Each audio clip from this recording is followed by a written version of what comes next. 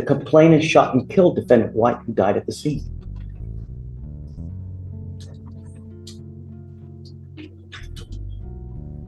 It's a really uphill battle to give you a bond. And if I do give you a bond, it's going to be a hell of a high amount now. In the 5, when we tell you not to do something, it's not for shits and giggles, it's for the real deal, and you're not supposed to. And when you do, there are serious consequences. And coming in here and tell me it's NyQuil or this. 30 seconds that represent a lifetime of consequences. And you haven't seen anything yet. You just witnessed a shocking death, a 6-figure bond threat, and a judge at his breaking point. But those are just the destinations. The journey to get there is a masterclass in courtroom psychology, escalating danger, and the raw power of a judge who refuses to back down. We're about to decode every word, every threat, and every decision from the very beginning. The first defendant enters the room, and the judge already knows something the audience doesn't. He's not just a suspect, he's a ticking time bomb. What happens next isn't just a hearing, it's an intervention.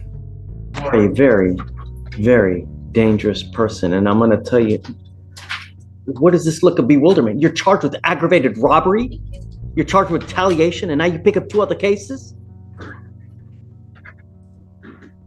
I'm going to do everything in my power to protect the public. And I'm going to tell you now, if that means having to stick your bonds at $50,000, I will do it in a heartbeat. I'm going to put a whole host of conditions on you. I don't know if you're going to get out, but if you do, you violate one small thing, you will be staying with me. Do you understand?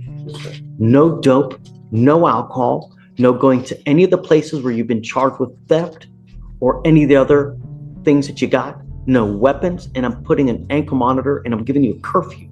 I don't want you out in the middle of the night. Your curfew is from 9 p.m. to 6 a.m. Do you understand? Your bonds now are set at around what, 70? Who's representing? Shreya's representative. Yeah, Oh, Josh. no, Josh, he stepped out because it was just coming out to sign the Oh, I condition. can step in. No, I think his bonds are wholly insufficient. His criminal mischief is at 1,000. His theft is at $800. That's just, and he's charged with aggravated robbery and a retaliation. I don't think so. That's like, that's, yeah, I'm gonna need, so what we'll do is I'm gonna roll him to tomorrow, and we'll talk with Josh tomorrow, but I now find that your bonds are wholly insufficient. You're way too dangerous, man. Way too dangerous. You need to wait on the bond conditions then? No, let's have it signed just in case he makes bond now. That way we have it in place. But I'll readdress the bond tomorrow. Perception is reality. So you're wanted out of Kern, California for willful cruelty to a child. Are you waiting formal extradition, sir? Yes, sir. Okay, so what that means is we give the demanding jurisdiction here, California, 2 weeks to come pick you up. And if they fail to come pick you up within that time, we will release you. Yes, sir. You know that California is ready to come get him, Amy? Oh, yes. Okay. All right. Good luck. Thank you, sir. Thank you, Judge. Go ahead. So let me get this right, Josh. He was out on bond for the aggravated robbery. He was out on bond on the other case, on the retaliation, and then he picked up these 2 new cases, right? Is that right? Let me check that.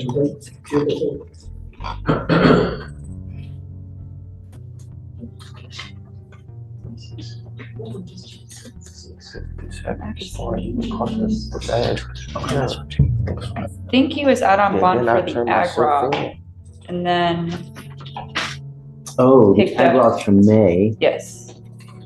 And then picked up Picks up a theft. retaliation on 9/4, and then after that, so it's a 3rd time he's out, and then he picks up another case? These allegations, Judge, are from August of this year, the 2 cases in this court. Yes. Let me see. It was after the aggro and before the retaliation. All right, so the retaliation is September 3rd.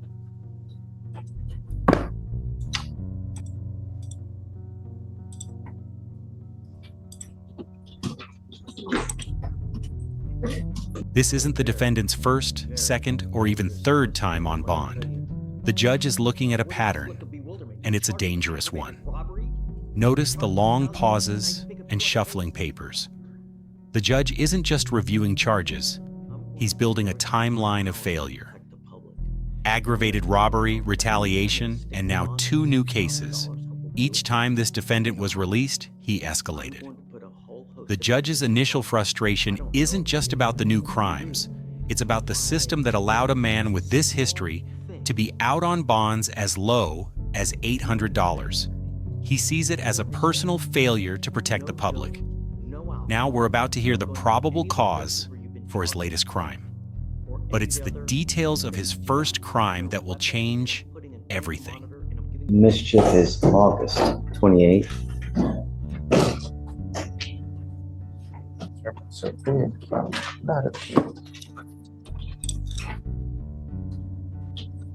That is August 8th, 28th as well. So I found out I had the one. Tell myself that.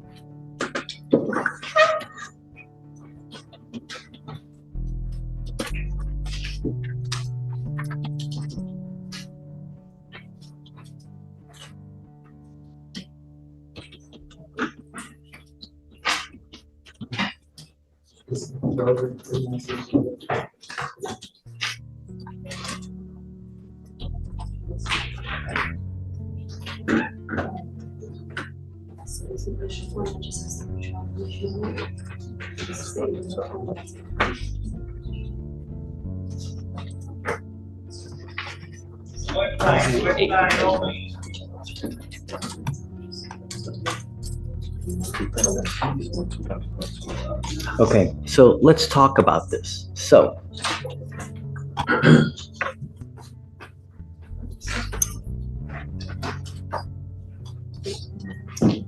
officers get a call that a robbery has occurred.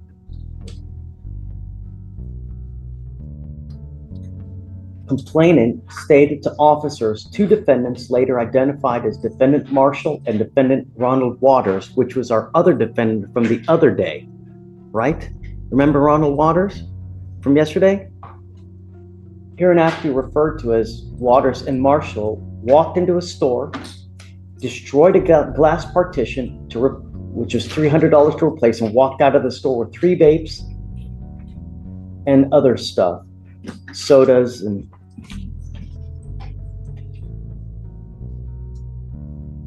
complainant stated both defendants walked in at the same time. Waters came up to the counter stating he wanted to purchase a t-shirt located behind the counter. While that was happening, Marshall attempted to come behind the counter, but the complainant was able to stop him.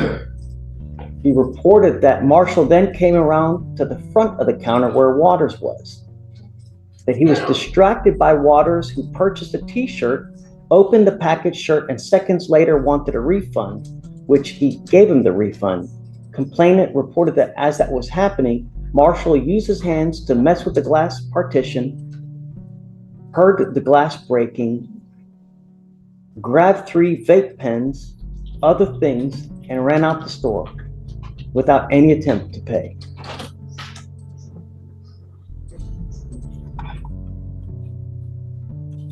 Complainant states that he knows both defendants by sight and can identify them from priors.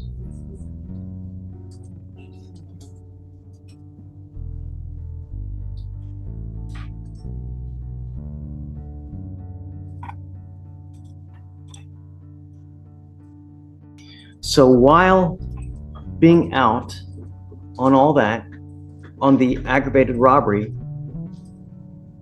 in that one, what do we have? Did he hold someone up? Background. Yeah, let's see how dangerous Mr. Marshall really is. Allegedly. So the complaining witness was a delivery man for Domino's. I believe he made a delivery to the co-defendant in that case. The complaining witness said he felt something wasn't right and told the co-defendant to just pay him half so he could leave. The co-defendant pulled out a handgun, pointed it at the complaining witness, and demanded the pizza. The complaining witness noticed this defendant by his vehicle at that point and observed defendant Marshall open his front passenger door, reach in and steal a fanny pack that held his cell phone. So this defendant Part of the offense. He's not the one with the actual. he was not the one pointing the gun, yes, Judge.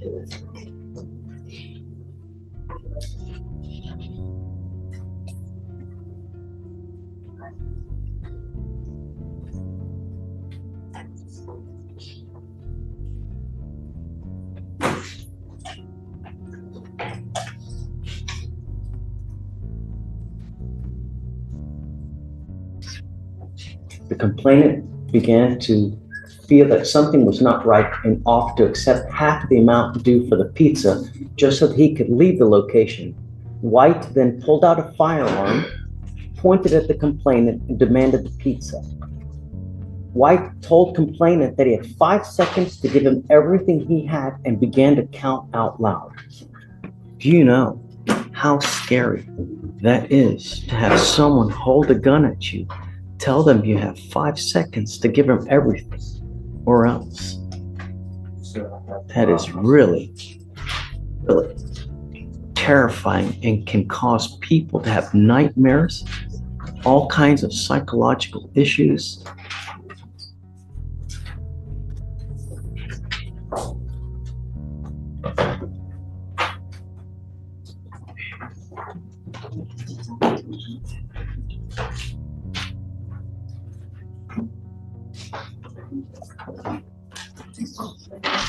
God. A Domino's delivery driver, a dark apartment complex, and a 5-second countdown.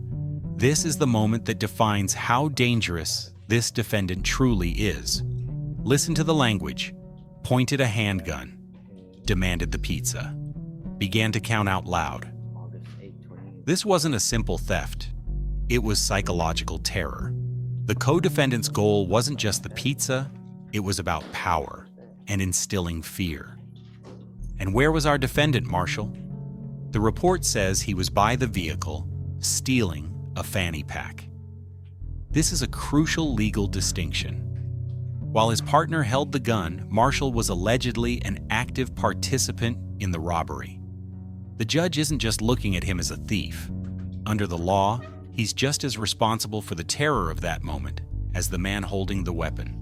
But the gunman's countdown reached its end. What the report says next is something you almost never hear in a courtroom. When defendant White reached his 5-second countdown, the complainant stated that he saw defendant White attempting to pull the trigger and could hear a clicking sound. It was at that moment the complainant was fearing for his life.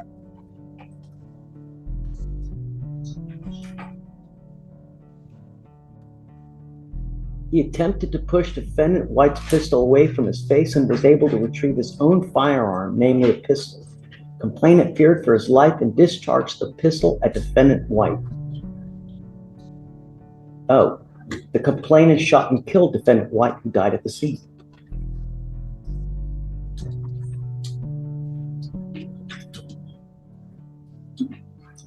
Complainant stated that defendant Marshall ran off with his property and the complainant drove to a safe location before calling the police.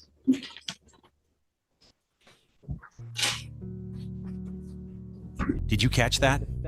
A clicking sound. The gun misfired. That's the only reason the delivery driver is alive today. This is a case-altering revelation. The robbery is no longer just a robbery. It's now a homicide scene. The co-defendant is dead, shot by the victim in self-defense. This puts defendant Marshall in an even more precarious legal position. Under the felony murder rule, if someone dies during the commission of a dangerous felony, all participants can be charged with murder. The judge's entire demeanor shifts. He's no longer just trying to set a bond. He's containing a situation that has already cost one person their life. His monologue about protecting Houston isn't just rhetoric, it's a promise. This is Houston. I will do everything in my power to protect our city. And I want you to understand that. And that person is now gone. For a pizza, his life is now gone. How well did you know this person? How well did you, was he a good friend of yours? Someone I knew in the apartments.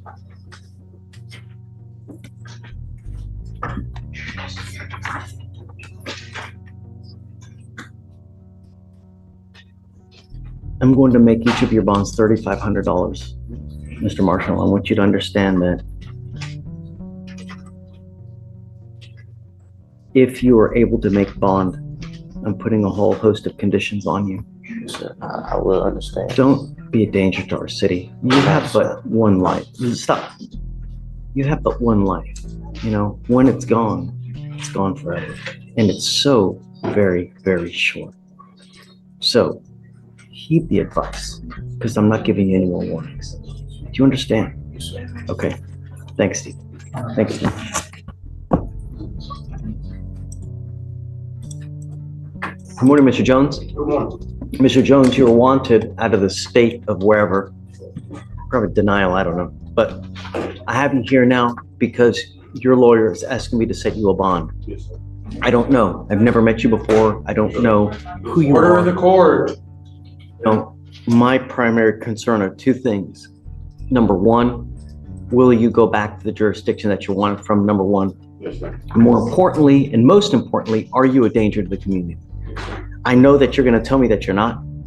Everyone says that, right? But what really dictates is how you look on paper, because that tells me who you really are. So I just don't know. We'll go through all that and we'll determine whether, you know. I do know that you have an open evading arrest in a motor vehicle, so you're now charged with a third-degree felony.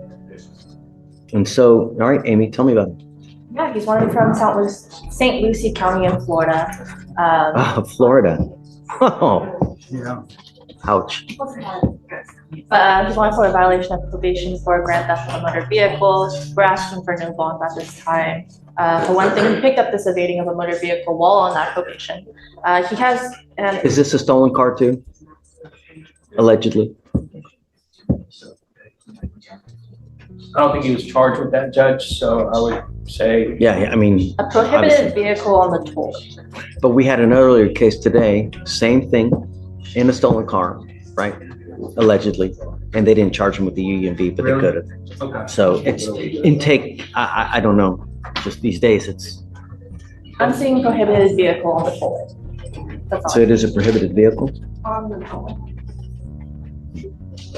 So I don't know. a prohibited vehicle could be a vehicle that Yeah, it's has very, outstanding very vague. balance. That's exactly right. Or no tags or. What other kind of criminal history he got? Yeah, he has an obscene number of fraud and forgery charges out of Florida and Georgia. I mean, 22 pages worth. 22 pages worth of criminal history? Yes, he also has Whoa! several failure to appears out of Florida. He was arrested in May 3rd of 2023 for a probation violation in Florida. Of course, this probation violation is for 3 different violations for failure to report and then changing address without permission, I think. 22 pages of priors. From a homicide to a ghost. The next defendant has a criminal history so long, it's measured in pages, not convictions. 22 pages. Let that sink in. The prosecutor says it with a sense of disbelief because it's an anomaly. A typical criminal history might be 2 or 3 pages. 22 pages suggests a prolific multi-state career. The charges, fraud, forgery, obstruction, grand theft, paint a picture of a con artist, someone who lives by deception. The judge's focus immediately pivots from physical danger to flight risk. A man with this much baggage, wanted in another state for violating probation, has almost zero incentive to stick around. He's not just a flight risk, he's a professional at disappearing. The defense attorney is about to make a bold request, trying to sell the judge on an impossible idea. Well, I would say this, Judge, sometimes one case can take up to 2 pages sometimes, so.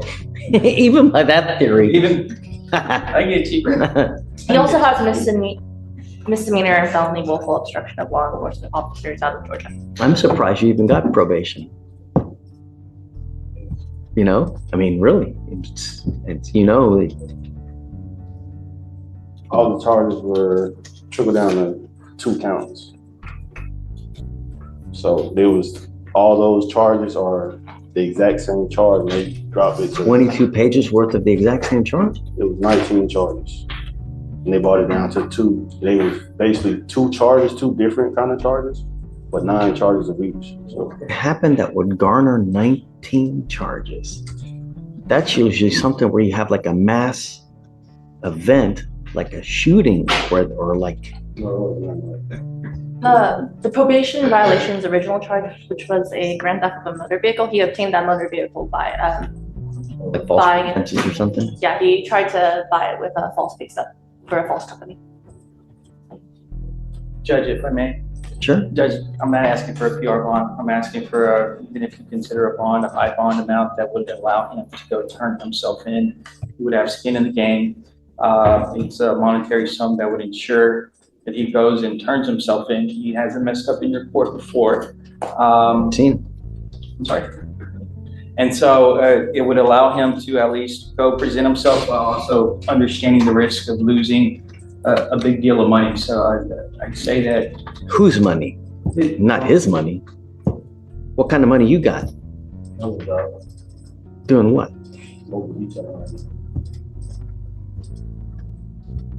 You know, I'd like to afford him the opportunity to post that bond.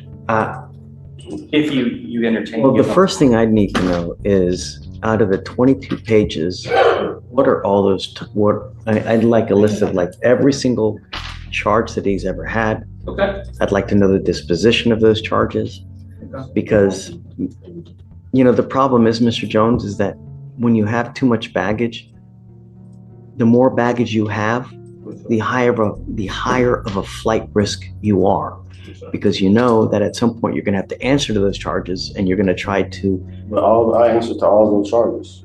Well, I don't know that. I know you're telling me that, I but understand, but those, I handled that. That was my first real case, and I handled it. yeah, I mean, And I some mean, of those with the FTA and stuff, I turned myself in. It was misunderstandings with court dates and stuff like that. And it will show where I turned myself in like multiple times. in this case here, you're trying to evade capture here. I mean, so I don't know. You know, I need to know a lot more about you before I were to grant you a bond. You know, Like the current case, I can't speak on that right now. But don't. all the other cases, I turned myself in and I handled what I needed to handle. You know, has he ever had a prior fugitive case before? Out of where? So, Ricardo, if you want, we can do a deeper dive, or you guys can do a deeper dive and let me know more about him. Here's the thing, Judge. I don't think it's. Here's how this it would work. I don't have access to the 22 pages. I would love to give you the report by tomorrow. I can do that. So I what just we can don't do have is those. we can ask Amy to print you out the NCIC report. Can you provide him with a copy? I'd have to ask Dave, if that's all right with you, Judge. They're, at least at the minimum, I know that they'll let you look at the report. So you can Right. look at it and write it down. I don't know if they'll give you a copy of it, but at least you can look at it, and we can try to work through to see all the charges of what they are, Right. try to find out what the disposition, but, I can also go through it and. right. Okay. But with 22 pages of prior criminal history, I'm going to tell you now, it's a really uphill battle to give you a bond. And if I do give you a bond, it's going to be a hell of a high amount now. In the high five digits, perhaps 6 digits, because no, I want to make sure that you turn yourself in. And the problem is that I know that there's a hurricane out there hitting Florida. So it's a perfect time for you to give me this kind of excuse there. I couldn't make it there. I couldn't make it here because of this and that. And when here,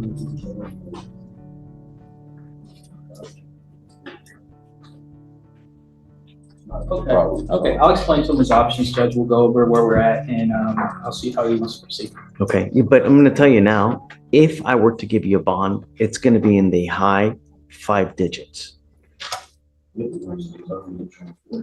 Understood. Judge, my understanding is he already waived on October 8th, and so his pickup date is. You know what? And I'm going to tell you now, we have at least 3 other people here from Florida. And I think it's Miami-Dade, right? Wasn't it Miami-Dade that we have? This one is St. Lucie County. How far is that from Miami-Dade? So perhaps we can come get them to pick you up in addition to those 2, because I know that we have at least 2 transports that are coming here to pick up another 3 individuals from Florida. So maybe we can get you on that, and they're supposed to be here next week. You know, so if you waive, or like, I mean, you've already waived, so great. So I'm not trying to run from nothing. I just want to get this over with. here's the only other advice I'm going to give you now is that you need, if you do go back, you have to stay in contact with your felony lawyer in your felony case, because if you don't and they think that you've absconded, they're going to issue a warrant in that case, and then the hold that you have here for your Florida stuff, it's going to happen to you over here, because you're going to be over there, and then you're going to get a Harris County hold. So when you do finish up over there, you're not going to get out, and they're going to try to transport you back over here.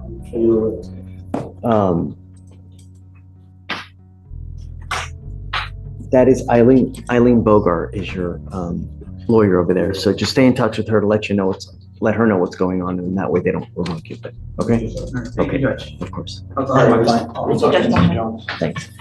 Can you let Day know that perhaps we can get them on the train transport? He said he handled it, but the judge points to the one piece of evidence that contradicts everything: the brand new evading arrest charge. This is a masterclass in cross-examination from the bench. The defendant claims, "I turned myself in like multiple times." He's trying to build a narrative of responsibility, but the judge counters with the present, not the past. In this case here, you're trying to evade capture. It completely shatters the defendant's credibility.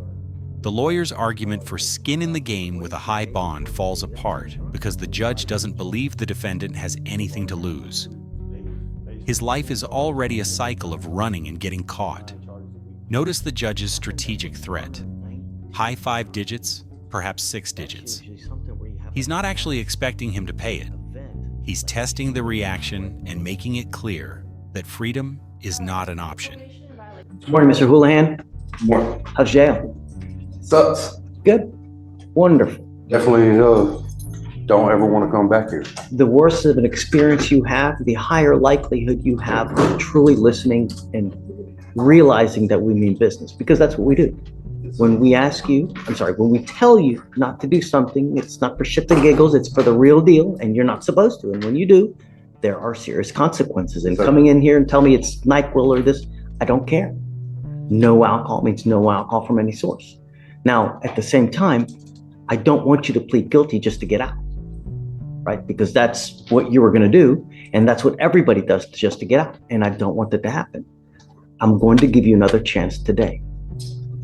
I'm going to put a monitor on your ankle so that I know that you're not consuming alcohol. And I'm going to tell you now, I will never play this game again with you. Yes, sir. So the next time you consume alcohol, and I don't care what source it is, and you've got your mom here to know, whatever it is, I don't care if it's the tequila lollipop, hair dye, you had dinner with Mother Teresa, whatever.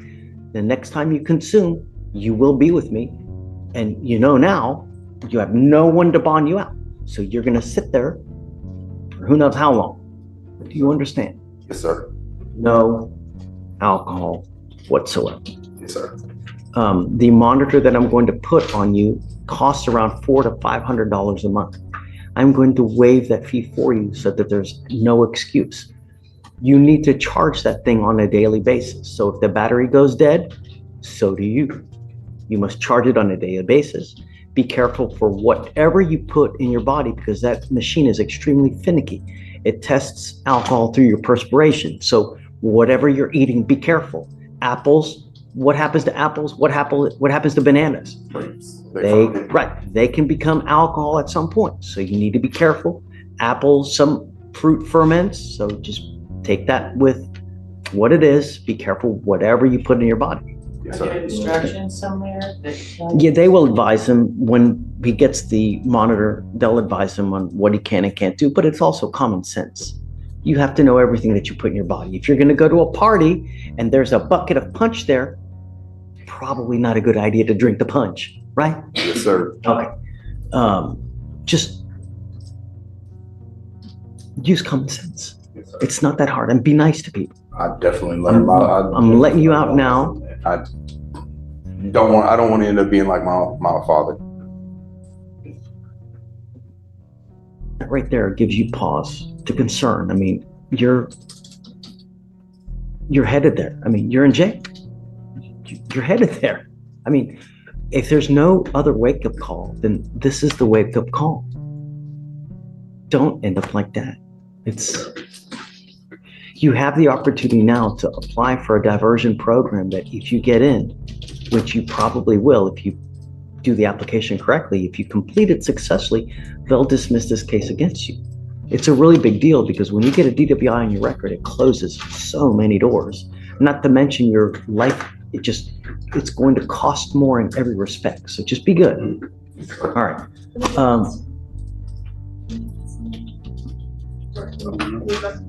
Yeah, drug testing as well. You're going to be tested 40 days from today. If you find weed in your system in 40 days, that tells me that you've continued to smoke weed.